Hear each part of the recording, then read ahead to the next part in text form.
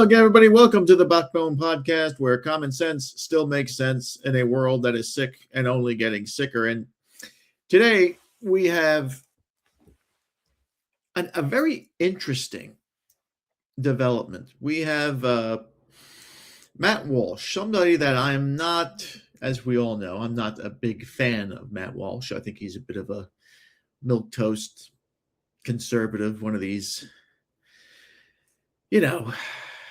just not the guy that's going to lead you to the promised land. And he works for the Daily Wire, who I am absolutely not a fan of, but he made a documentary that he's releasing soon. I think it's already been released. I haven't seen it. I think you have to be a member of the Daily Wire to see it, and I'm not going to do that.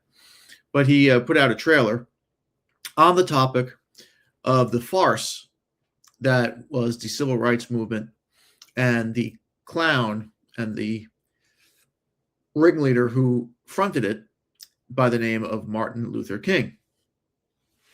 Now, if you don't know about Martin Luther King, if you don't know the real story of Martin Luther King, you're going to see it in this documentary, and I think you're going to see it a lot in the upcoming years and decades as the shift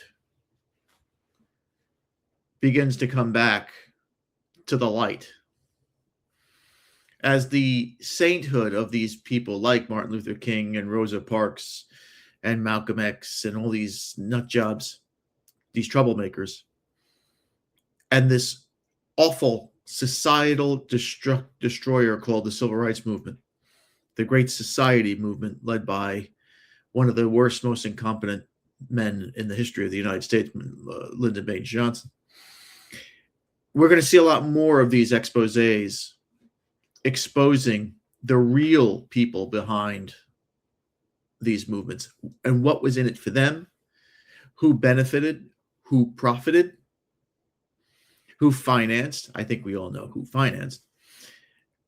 And ultimately, the result is what we have today. A society that is as fractured and as debilitated as one could ever be. In the late 50s, early 60s, it was said that diversity is going to be the engine that will make the United States even better in the coming decades and into the new millennium. We've now seen that that is a lie. Every decade, school grades and the brightness of our children go down. Production in this country goes down. Innovation in this country goes down. You can talk about all your smartphones you want. Those aren't even made in the United States. And it's all because of this DEI stuff, of affirmative action that happened many years ago. Feminism, and the communist insurrection that killed America starting around 1988, 1989. I was a kid back then, and I could see the change in the classrooms. We all could. Our parents saw it. When the heroes of America were Christopher Columbus, George Washington, Abraham Lincoln,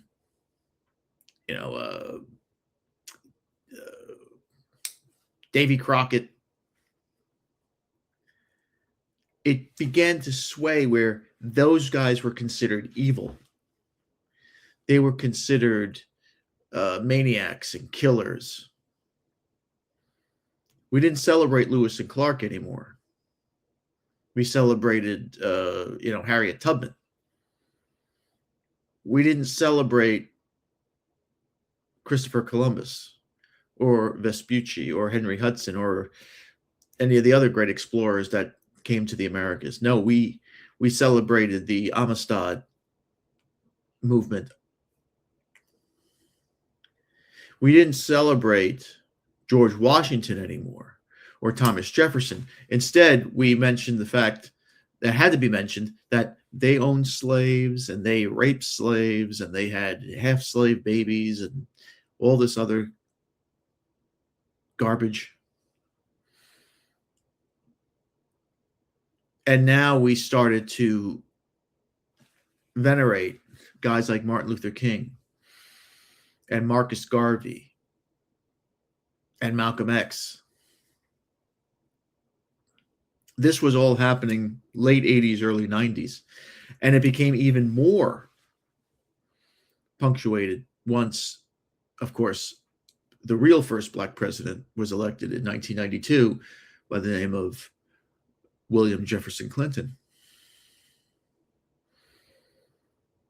And then we had the agenda hires. You had to have one black here, one Hispanic there, one gay there, one lesbian here, one Asian there. It was becoming very evident at that time. Now, nearly 40 years later, things are starting to loosen up and the truth is starting to trickle out a little bit. This couldn't have happened 20 years ago. This couldn't have happened 5 years ago. Of course, we were going through the whole COVID nonsense and the George Floyd baptism of hell.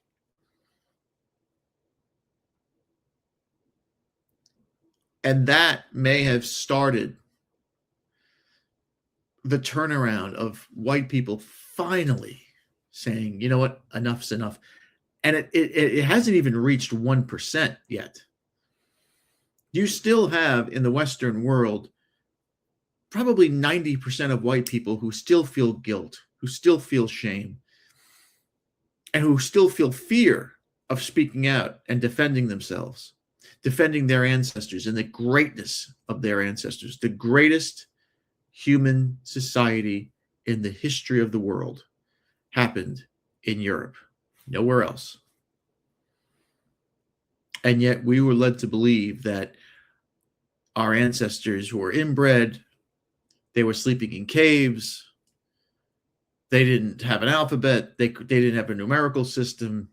Everything they got were from the Arabs or the Jews or the Africans, because the Africans were all kangs.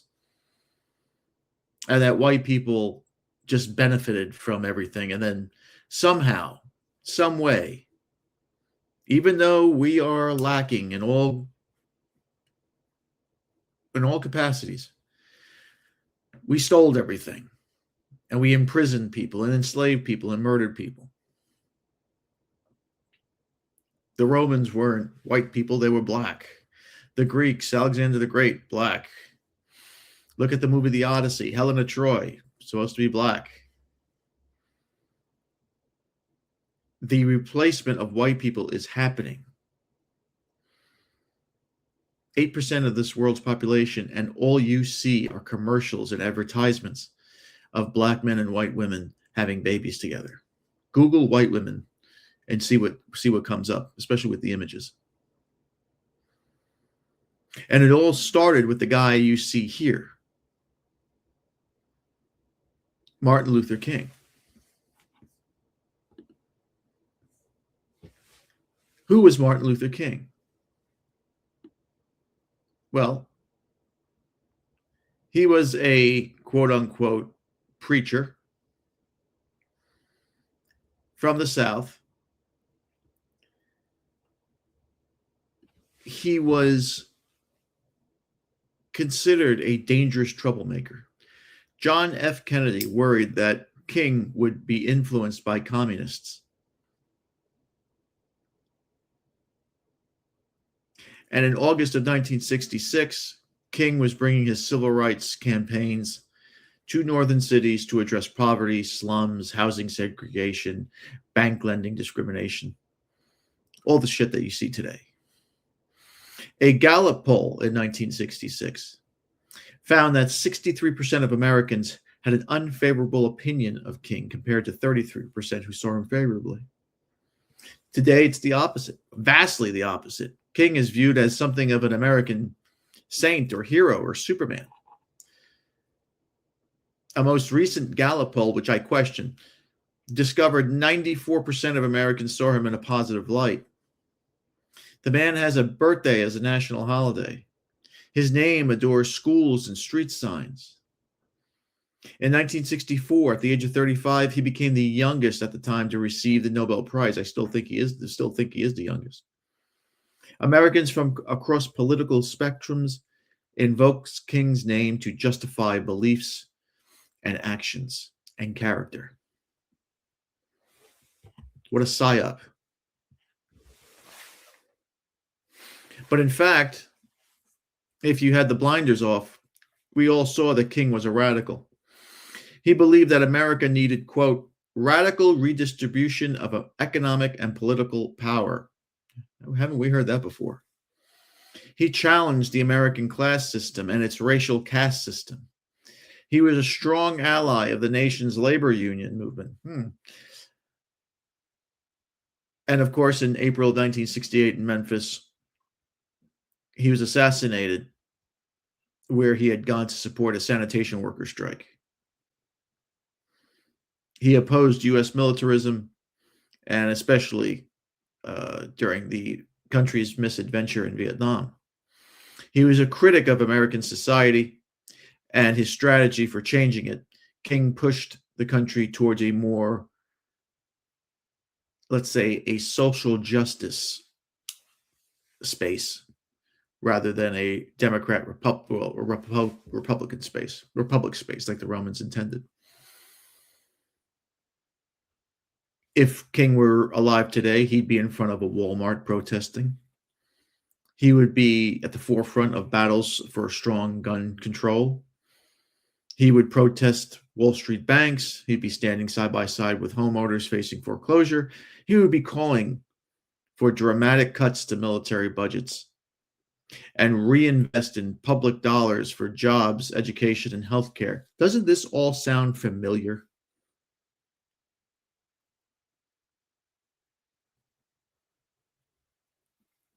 Like most of his Americans of his day, we're talking about the 50s and 60s, Martin Luther King was an avid homophobic.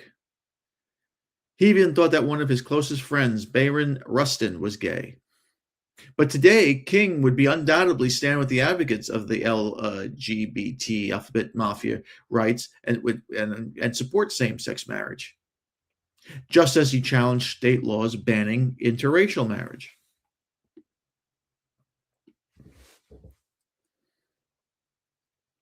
King entered the public stage and became a spokesman for the Montgomery bus boycott in 1959. King began his activism in Montgomery as the crusader, the Batman of racial segregation. King was born in Atlanta, Georgia in 1929, the son of a minister. He grew up in a pretty middle-class family. In 1950, while in graduate school, he wrote an essay describing the anti-capitalistic feelings, that's in quotes, he experienced as a youngster as a result of seeing unemployed people standing in bread lines. We must point out that King's writings, almost all of his writings, including his doctoral dissertation, have been seen to be fraudulent and how should I say it? I mean, you almost have to say it. Plagiarized.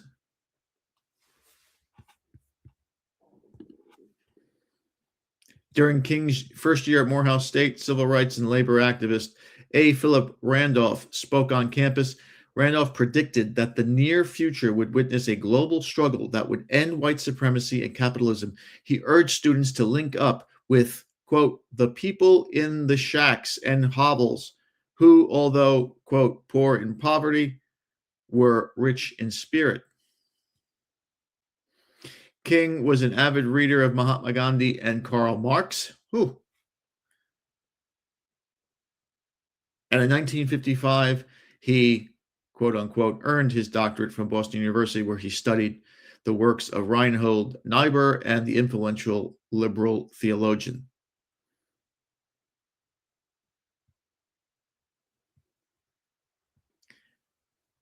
As we said, King was no angel. He lied about being a Christian because he was a communist. He lied about being a child of God because he cheated on his wife. He was a degenerate tomcat. And he was no doctor because every speech he wrote, or every speech he said, and every paper he wrote were plagiarized. Martin Luther King today is seen as a saint, but was anything but. He was a charlatan. And the quicker we get to realizing that, and the quicker we get to that, just accepting that as a fact, the sooner we can heal this country from the guilt and the garbage that we've been going through for the last 60 some odd years. And as the boomers start to die out, thankfully, the new way of thinking, hopefully a new renaissance for America will occur. That's yet to be seen. I don't know if it will happen in my lifetime.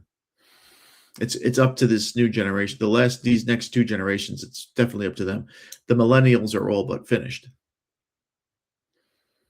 They're a disaster. And you can blame that on the Gen Xers as we try to coddle these kids left, right, and center. But that's another story. All right. Here is the trailer. It's about 5 minutes long. Matt Walsh from the Daily Wire, Martin Luther King, and the colossal farce of the civil rights movement. If you ask American teenagers basic questions about American history, you'll quickly discover that they don't know much about it. One Gallup poll found that most American teens are unaware that Columbus arrived in 1492. More than 2/3 don't know that states' rights were an issue in the Civil War, and 3/4 are unaware that the United States gained independence in 1776. More interesting is what they do know.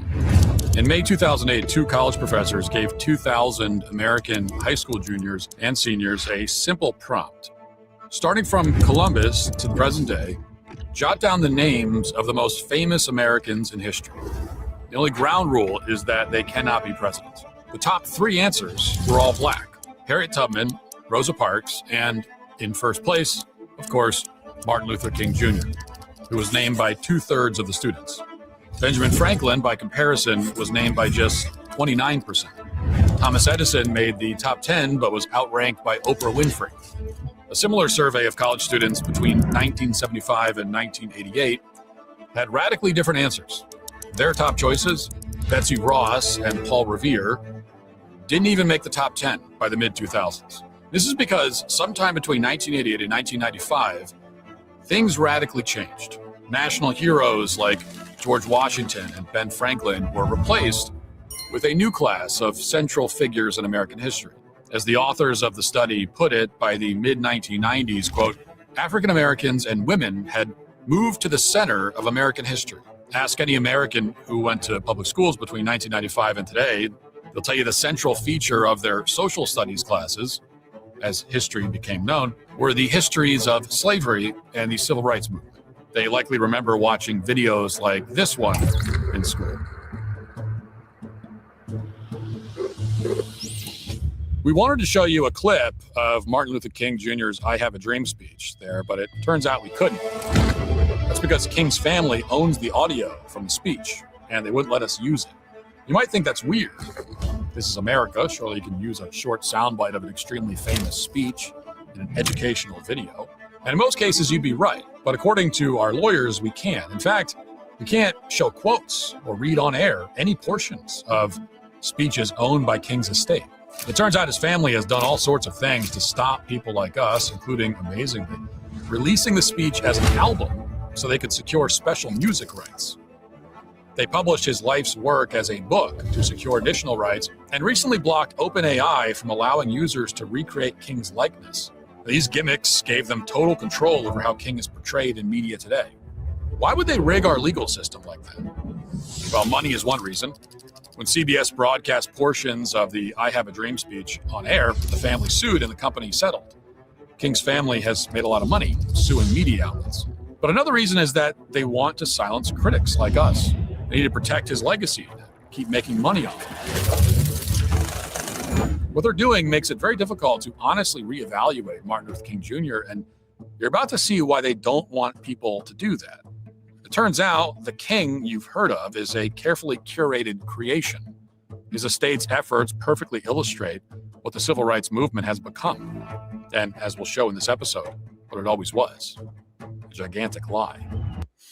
This is something that we have seen over and over and over again. The story of Rosa Parks. Rosa Parks was not the original choice for the Montgomery boycott. I forget the woman's name, but the first woman who was, and Rosa Parks isn't even black. I think she's Cuban. But the first woman that was chosen, the NAACP found out that she wasn't a married woman and she was pregnant, and they figured that a woman who was pregnant out of wedlock would be a terrible, just a terrible choice. It would be a public relations disaster. So they kicked her out and they chose Rosa Parks, who I think worked for the NAACP. I think she was a secretary there. So you could see that there's just lie after lie, and this was all just fabricated. It's all manufactured. A lot of the greats that the boomers have always championed, they were all manufactured. The Beatles were manufactured. Martin Luther King was manufactured. Look at now this movie about this Michael Jackson, who, when he was alive, he was accused of being with children. Now all of a sudden he's the greatest, most famous person of all time. He was manufactured more than anything. He didn't write any of his songs. Most people say that he didn't even sing any of his songs, but that's another story. But yes, we manufacture our heroes here because we don't have the masculine traits anymore to create a Napoleon, a Julius Caesar,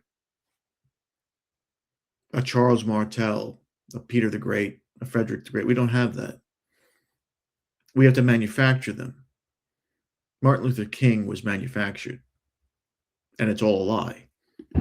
Over the course of this video, we are going to judge Martin Luther King Jr. not by the color of his skin, but by the content of his character. What you will see will shock you. Some of it isn't suitable for young children. We'll also confront the movement that he spearheaded. Were his true aims a colorblind society or something far more radical? Who bankrolled him? What did other civil rights leaders think of him? What unfolded behind the scenes in Birmingham, Alabama in 1963? Was civil disobedience actually peaceful? And most importantly, is America today stronger, more unified, and racially equal than before King's rise? These questions demand answers, and as Americans, we are entitled to a full accounting of the civil rights movement and its consequences. King's movement fundamentally transformed our country and our system of government. That's why we're tackling the topic in two parts. First, the hidden history of the civil rights movement, its key figures, agendas, funding, and scandals. And second, the profound, lasting changes to our society and their consequences. This is the real history of the civil rights movement, Part 1, A New Constitution.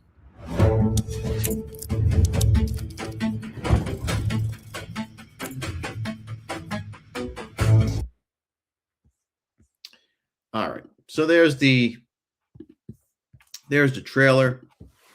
If you're interested in seeing it, give it a look.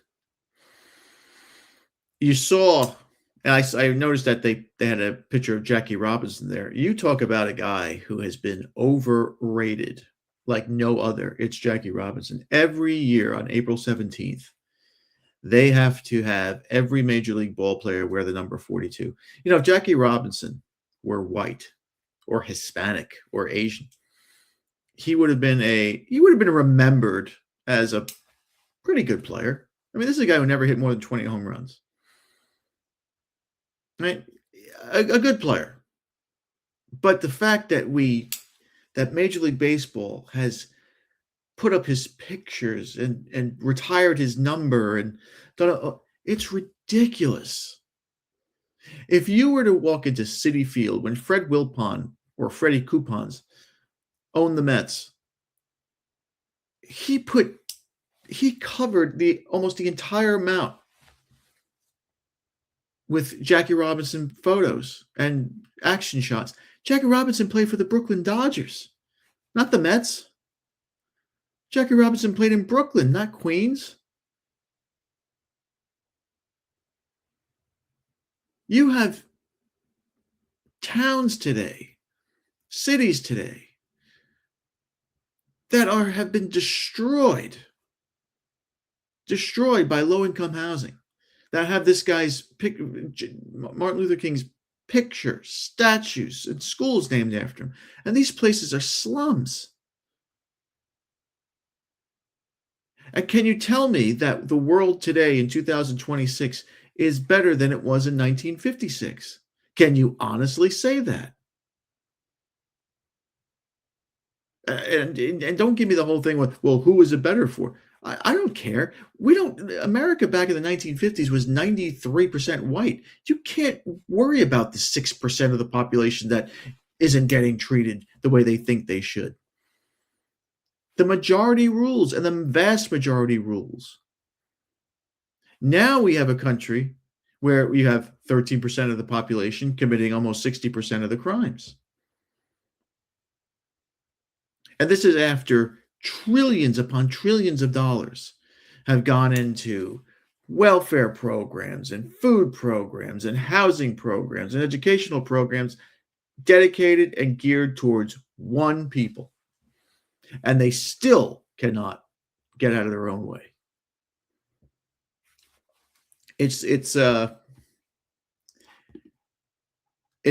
horrifying. But like I said, if you're interested in this topic, go to the Daily Wire and watch the first episode. I think it's coming out. The second episode comes out next week. And let us all know what you think. You're going to be, I'm telling you, don't go to work tomorrow after watching this and tell your friends that you saw this, because you might get side-eyed and you might be called a racist and all that other good stuff, because this is not a documentary that people want to see. This is not a documentary that people want out. But these things will come out.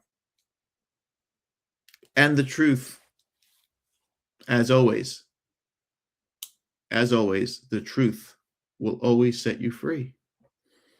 And hopefully it sets us free in the coming years, because something's got to change. Something has to change rapidly. And that's my 2 cents. Thanks again for watching. Please like, subscribe, comment, and share. Remember, my friends, Satan is always busy. Be a man and have a backbone, because masculinity and common sense are worth standing up for. And just remember, if it ends in an ism, it's a mental disorder. We'll see you later.